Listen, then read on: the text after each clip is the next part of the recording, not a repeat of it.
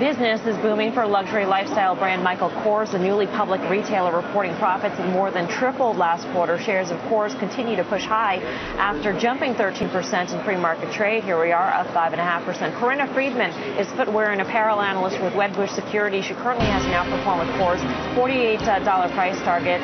And Corinna, I want to start off with the European issue. When I spoke to Michael Kors, a few months ago, he made it clear that Europe was going to be an engine of growth. That's where the company was going to focus expansion, that along with China. What sort of impact should we expect from what is going on in Europe, and will that cause the stock to trade in a volatile fashion? Well, the stock has reacted favorably, we think, to the positive EPS results, fueled in part by 30% comps in the Northeast, in the North America, and 13% comps in Europe, which is down from 34% from last quarter. But we think that inventory issues, given the fact that the company was changing their distribution center, sort of held back some inventory there, which management did mention on the call. But they did say that the comps in Europe have re-accelerated this quarter and are tracking in line with the North American business. So in other words, Corinna, you're saying that they didn't have enough inventory to sell, and that's what held back sales in Europe, as opposed to demand being down. Right. I wouldn't say that the sales were held back as 13.6% is very strong compared to the rest of retail operating in Europe right now. I want to bring in also Stacey Woodlitz, president of SW Retail Advisors, CNBC contributor. She joins us this morning from London. Stacey, are you willing to look past the European issue? I mean, given the valuation of the stock, and yes, it has amazing revenue growth, unlike a lot of other retailers out there, still is it priced assuming that sales in Europe will continue to be strong? Well, yes, I'm actually in the epicenter of retail panic in Europe right now.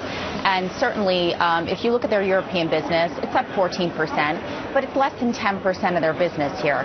And certainly, as Corinna just said, they had some disruptions with distribution, which seems to be solved, and they talked about the business accelerating.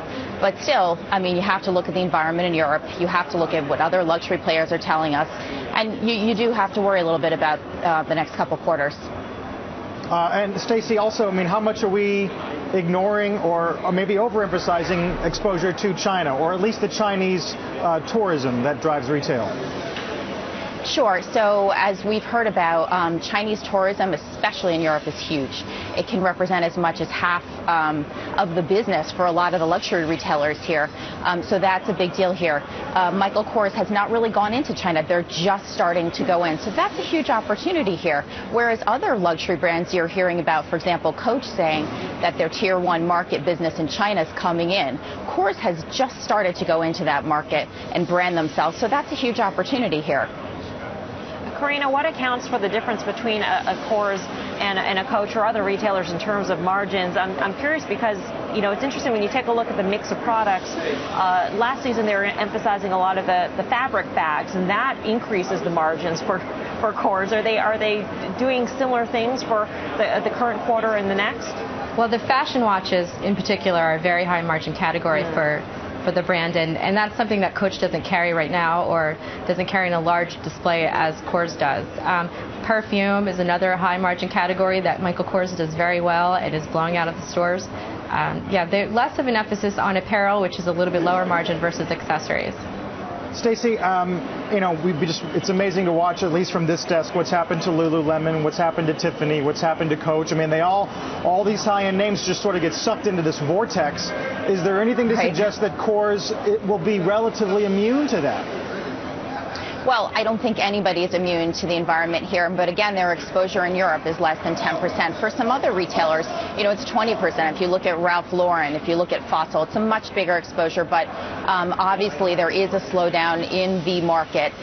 So there's definitely some caution to be warranted here.